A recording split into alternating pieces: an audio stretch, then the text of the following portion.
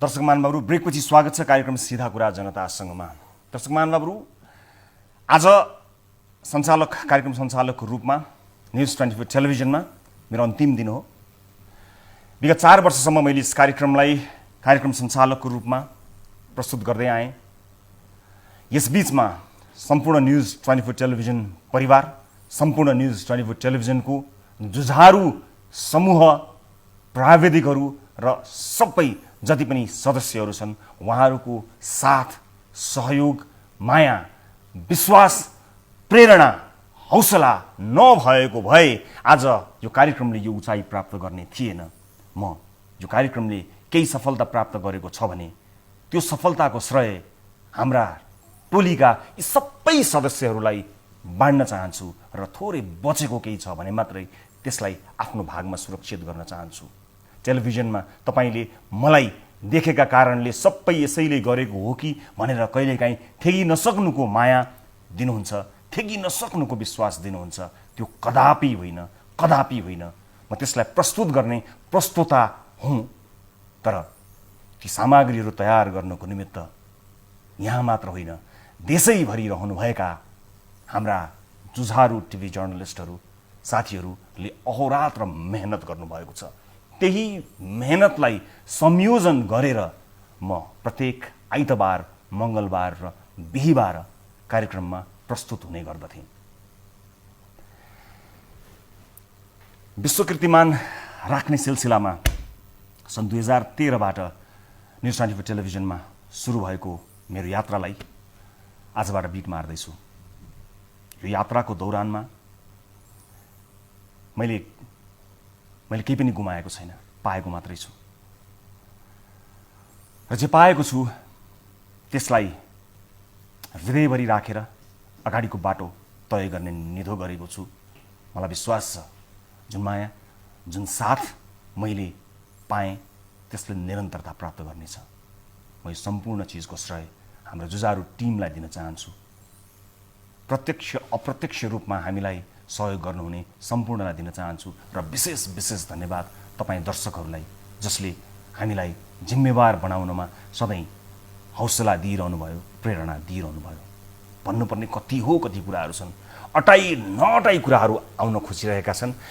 यो भनौँ कि ऊ भनौँ भनेर उकुस पनि छु, तर ती उकुस भएका कुराहरू, त्यो मिश्रित भावनाहरू यहाँ अड्किएका छन्। सायद धेरै कुरा, धेरै भावनाहरू भएर होला ती एका आपसमा ठोकिए र सायद म अब निशब्द हुनेछु। हाम्रो यात्रालाई एकचोटि फर्केर हेर्नका लागि एउटा सानो भिडियो बनाएका छौँ। त्यो भिडियो यहाँहरू समक्ष राख्छु र कार्यक्रम सीधा कुरा जनतासँगको आफ्नो यात्रालाई यहीँ टुङ्ग्याउने अनुमति पनि चाहन्छु। यो रिपोर्ट यहाँहरूलाई छोड्दै कार्यक्रम सीधा कुरा जनतासँगको यो श्रृङ्खलाबाट सम्पूर्ण युनिटका साथमा 10 औँला जोडेर नमस्ते रवि लामिछानेको।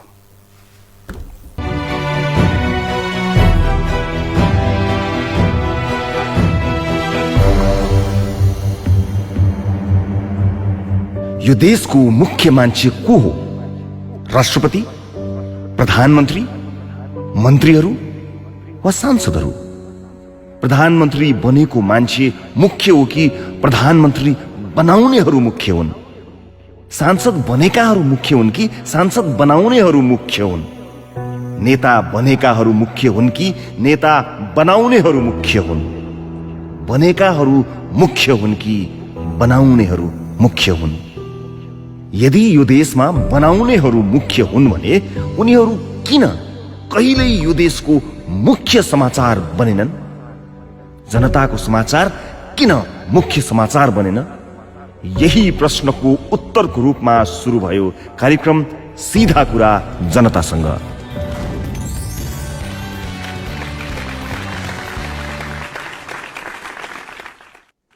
नमस्कार, कार्यक्रम सीधा कुरा जनतासँग। कुनै नेता विदेश जाँदा मुख्य समाचारले यसो भने, आज फलानु नेता फलानु देश जाँदै हुनुहुन्छ, उहाँले फलानु दिन फलानु काम गर्नुहुनेछ, फलानुसँग बसेर खानुहुनेछ, उहाँले नेपालमा आफ्नो काम फलानुलाई जिम्मा लगाउनु भएको छ। तर मुख्य समाचारले यसो भनेन। आफ्नो बच्चाको बोर्डिङको फिस तिर्ने पैसा किन्न आज एउटा जनताको छोराले आफूलाई बेचेको छ। ऊ आज परदेश जाँदैछ। उसका परिवार 15 मिनेट हाँसेको सपना देख्न ऊ दिनको 15 घण्टा काम गर्नेछ। घरमा ऊ नभएका बेला उसको साटो समयमै घर फर्किदिने जिम्मा उसले घामलाई लगाएको छ। यदि यो देशमा बनाउनेहरू मुख्य हुन् भने उनीहरू किन कहिल्यै यो देशको मुख्य समाचार बनेनन्? राष्ट्रपतिको गलैँचा मुख्य समाचार बन्यो, तर परदेशमा मालिकको गलैँचामा झरेको नेपाली चेलीको आँसुले ठाउँ पाएन। यदि यो देशमा बनाउनेहरू मुख्य हुन् भने उनीहरू किन कहिल्यै यो देशको मुख्य समाचार बनेनन्? त्यसपछि हामीले निर्णय गर्यौं हाम्रो कार्यक्रमको केन्द्रमा जनता र उहाँहरूको दुःख र समस्या हुनेछन्। तर हामी जनताका समस्या र दुःख देखाउने मात्रै छैनौं, बरु जनताले फेरि त्यही दुःख देख्न नपरोस् भनेर काम गर्नेछौं। अनि यसरी सुरु भयो सिधा कुरा जनतासँगको यात्रा। सुनिदिने कोही छ भन्ने थाहा पाएपछि चुपचाप सहेर बसेकालाई पनि पीडा सुनाउने आँट आउँदो रहेछ। त्यही आँटले सिन्धुपाल्चोककी हाम्री चेली कविता तामाङले इराकबाट हामीलाई सम्पर्क गरिन्। हाम्रो नेपालको दलालहरूले चाहिँ हामीलाई इराकको त्यो बागदादमा बेचेको रहेछ, कति $13,000 लिएर। सबैजना 16 घण्टा काम गर्नुपर्छ। त्यही भएर आफ्नै अगाडि आफ्ना साथीहरूको बलात्कार भएको देखेर भत्किएकी कविताको स्वर सुनेर हामी भत्कियौं। हामी 120 भन्दा बढी विदेशमा अलपत्र परेका नेपाली चेलीहरूलाई नेपाल ल्याउन सफल भयौं। त्यसपछि सिधा कुरा जनतासँग कार्यक्रम नेपाली चेलीहरूका लागि माइती जस्तै भयो। पठाएको दुबई भनेर, अनि अहिले चाहिँ सिरियामा छ, आएको 2 वर्ष भइसक्यो। 1,80,000 मात्र दियो। अनि कति ऋण लागेछ तपाईलाई? मलाई अहिले 30 लाखको कागज। पहिले गरीबलाई ठगेर विदेश पठाउनेहरू भेटेका थियौं, पछि गरीबलाई ठग्नका लागि विदेश पठाउनेलाई भेट्यौं। पहिले गाउँमै ठग्ने मान्छे भेटेका थियौं, पछि गाउँ नै ठग्ने मान्छे भेट्यौं। 30 लाख के हमरा 2 लाख लिएको 30 लाख का कागज 30 लाख के बना दिल के कागज।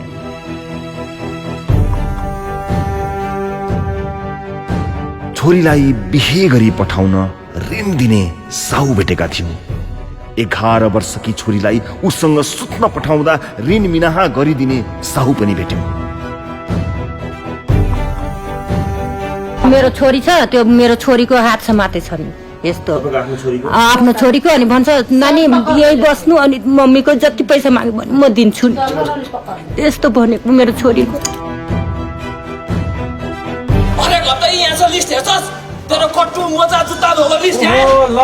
अवस्था सुधारका लागि आएकाहरूलाई आफ्नै पिसाब आफैलाई चाट्न लगाउने सुधार गृह भेट्यौं। 8 घण्टा 9 घण्टा पिसाब बेन्ड गरेर पिसाब थाम्न नसकेर मेरो एकचोटि पिसाब चुहिएको थियो। र त्यो पिसाब चुहिँदाखेरि चाहिँ अब तैँले यो पिसाब चाटिनुहोस् भने म तँलाई पिट्छु, यो पिसाब चाट्नुपर्छ भनेर मलाई आफ्नो पिसाब पनि चटायो। दुर्व्यसनीको एउटा रोगबाट सुधार गर्न राखिएकालाई दर्जनौं रोग लागुन्जेल शास्ति भेट्यौं। बाँच्न सिकाउनु पर्ने ठाउँमा मर्न मन लाग्ने अवस्था बनाइरहेको पीडा भेट्यौं। अन्डरवेयर, जुत्ता, मोजा धुन आउँछ र ल्याएपछि यसरी राख्नुपर्छ लिस्टमा है, किनभने कपडा हरायो नि पछि भाटा खानु पर्यो नि त, होइन? त्यस्तो हुन्छ यहाँ। त्यसपछि देशभरका सुधार गृहको संरचना सुधारका लागि गृह मन्त्रालयले सर्कुलर नै जारी गरेको थियो, अनि यातना दिने सुधार गृह बन्द भएका थिए। गृहले जुन किसिमको व्यवहार चाहिँ दुर्व्यसनीय अथवा त्यहाँ राखेका विद्यार्थीहरूलाई गर्नुपर्ने थियो त्यो अनुसारको व्यवहार नगरेको हुनाले अहिले नयाँ आचार संहिता अनुसार अमान्य व्यवहारमा उनीहरूलाई चाहिँ 5 वर्षसम्म कैद र 50,000 रुपियाँसम्म जरिवानाको व्यवस्था गरेको छ। आबुधाबीमा बलात्कारपछि आत्महत्या गरेकी नेपाली चेली अष्टमी गुरुङको आत्महत्या गर्नु अघिको भिडियो प्राप्त भयो। अब कहिल्यै नआउने छोरीलाई पर्खिरहेकी आमालाई भेट्न हामी उनको घर गोर्खा गयौं।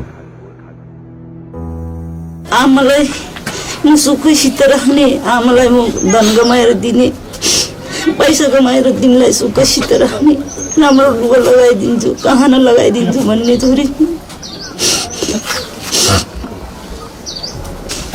म गहना लगाइदिन्छु।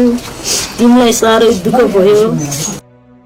उनको न्यायका लागि युएई सम्म पनि गयौं। यही ठाउँ हो जहाँ अष्टमी काम गर्थिन्। हामी यहाँ एकछिन पार्किङ गर्छौं।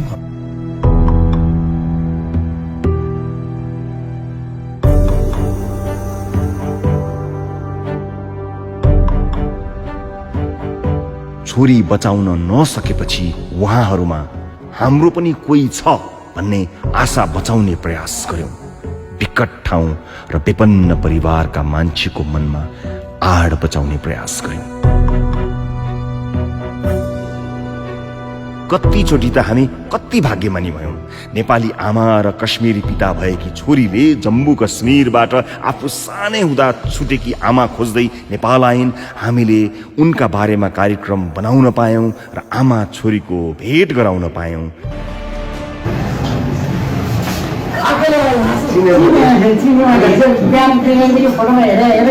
सीमाले छुट्याउँछ, हामीले सीमाहरूलाई जोड्न पायौं।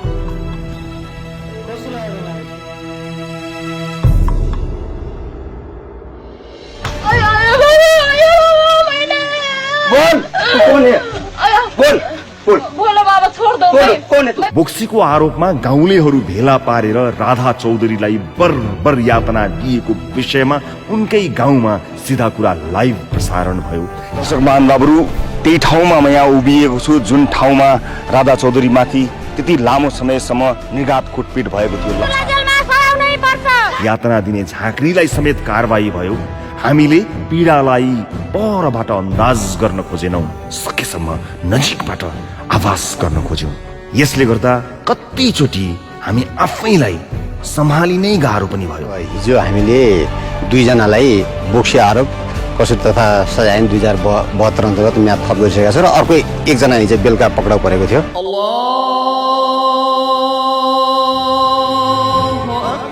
धेरै नेपाली ऋण काटेको पैसाले विदेशमा पैसा कमाउन जानुहुन्छ, तर नभनेको काम हुन्छ, नभनेको पैसा।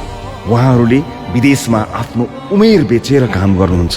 फर्कदा उमेर नै सकिन्छ, तर घर फर्काउँदा ल्याउने केही हुन्न। नेपालीहरूलाई यसरी ठग्ने म्यान पावर कम्पनीबाट उहाँहरूलाई न्याय दिलाउने चौतारी बन्यो सिधा कुरा जनतासँग। अब इटाली लान्छु भन्यो, 1-2 महिना बित्यो। त्यसपछि त्यो पाकिस्तानीबाट यिनीले त्यहाँको माफिया भन्ने गुन्डालाई बेचिदिएछन्। फेरि हामीले धेरैचोटि देखाइसकेपछि विभिन्न सरकारी कार्यालयहरूका शौचालयहरू सफा भएका थिए।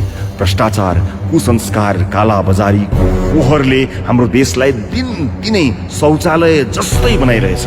देखाइसकेपछि सफा हुन्छ कि भन्ने आशाले हामीले देशभरि यी थरीका फोहोरहरू देखायौं, सम्बन्धितहरूलाई सोध्यौं। एउटा हदसम्म त हामीले देखेका र देखाएका समस्याहरूलाई हल गर्यौं, तर यस्ता समस्याहरू दिनदिनै बढिरहेका छन्। अब हामीले राज्यका नीतिहरूमा भएको फोहोर पनि पखाल्नुपर्ने दिन आएको छ। हामी कहाँ समय, स्रोत, जनशक्ति आदिको सीमा थियो। त्यसैले हामीले तपाईहरूको समस्यालाई दिनुपर्ने जति पर्याप्त समय दिन पाएनौं होला। देख्नुपर्ने जति ठाउँमा देखेनौं होला, पुग्नुपर्ने जति ठाउँमा पुगेनौं होला, या समयमा पुगेनौं होला। तर अब हामी तपाईको झन् नजिक आउन चाहन्छौं। तपाईको आवाजलाई अझ बुझिने गरी सुनाउन चाहन्छौं।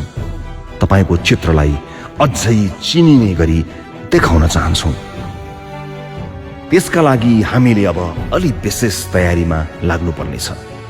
त्यसैले सिधा कुरा जनतासँगको यात्रा आजबाट केही समयलाई रोकिएको छ। यसो भनिरहँदा हामीले लामो श्वास फेर्नु परेको छ कि अब हाम्रो भेट केही समय हुने छैन। तर यो लामो श्वास फेर्नु भनेको यात्रीले चौतारीमा लामो सास फेरे जस्तै हो। यात्रीले चौतारीमा एकछिन आराम गरेपछि अघिको यात्रा झन् जागरिलो भएर तय गर्छ। हामी अहिले त्यही चौतारीमा छौँ। नयाँ यात्रा छिट्टै सुरु हुनेछ। हामी केही समय तपाईहरू माझ देखिने छैनौँ, तर नदेखिनु भनेको नहुनु होइन। हामी तपाईहरू माझ भइरहनेछौँ। तपाईसँग रहेर तपाईको सारो गाह्रोलाई देखिरहेको हुनेछौँ। आजसम्म हामीले तपाईहरूका दुःख देखायौँ, तर तपाईका दुःख देखाउनुलाई दुःख मानेका छैनौँ, मान्ने छैनौँ। आजसम्म हामीले तपाईहरूका अप्ठ्यारा देखायौँ, तर तपाईका अप्ठ्यारा देखाउन अप्ठ्यारो मानेका छैनौँ, मान्ने छैनौँ। नजानेर कति ठाउँ चुक्यौँ पनि होला, त्यसका लागि आज माफी माग्छौँ। तर जहाँ जहाँ चुकेका छौँ त्यहाँबाट सिकेका छौँ। जनताको कार्यक्रमले सबैभन्दा बढी कमाउनु पर्ने भनेको जनता कमाउनु थियो। हामीलाई विश्वास छ हामीले तपाईहरूलाई कमाएका छौँ। अबको समयमा हामी तपाईहरूको माया खर्च गर्ने छैनौँ, बरु लगानी गर्नेछौँ। त्यहाँ लगानी गर्नेछौँ जहाँ अभाव छ यही मायाको। यो सत्य हो कि यहाँहरूका समस्या देखाएको र समाधान खोजेको कारणले गर्दा नै यो कार्यक्रम यति लोकप्रिय भएको हो। तर हामी चाहन्छौँ हामी जति सक्दो चाँडो लोकप्रिय हुनै छाडौँ। परदेशमा खुन पसिना बगाइरहेका नेपालीले हाम्रो कार्यक्रम हेर्न बन्द गर्नु परोस्। हाम्रो कार्यक्रममा समेटिने उहाँहरूका दुःख बाँकी नै नरहुन्, किनकि उहाँहरूको समस्या खोज्दा पनि नभेटियो। गरीब नेपालीहरूमा हाम्रो कार्यक्रम लोकप्रिय नबनोस्, किनकि नेपालीहरू गरीब नहुन्। अन्यायमा परेकाहरूको माझ हाम्रो कार्यक्रम लोकप्रिय नहोस्, किनकि कोही नेपाली अन्यायमा नपरुन्। रोगीहरू माझ हाम्रो कार्यक्रम लोकप्रिय नहोस्, किनकि कोही नेपाली रोगी नहुन्। दुखीहरू माझ हाम्रो कार्यक्रम लोकप्रिय नहोस्, किनकि कोही नेपाली दुखी नहुन्। अब हामी कार्यक्रम यसरी बनाउन चाहन्छौँ कि छिट्टै हामीले यस्ता कार्यक्रम नै बनाउन नपरोस्। परदेश नफर्कने गरी घर फर्किएको परदेशीको आफ्नो परिवारसँग फेरि भेट भए जस्तै हाम्रो भेट तपाईहरूसँग छिट्टै हुनेछ।